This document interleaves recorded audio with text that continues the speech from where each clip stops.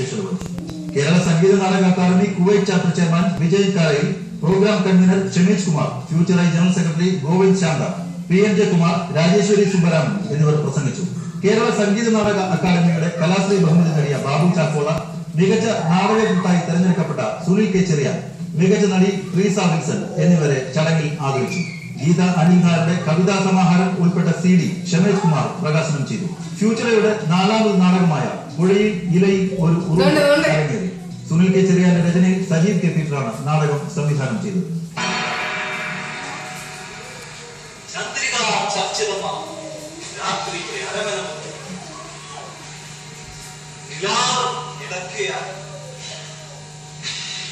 ഉറങ്ങിയല്ലേ?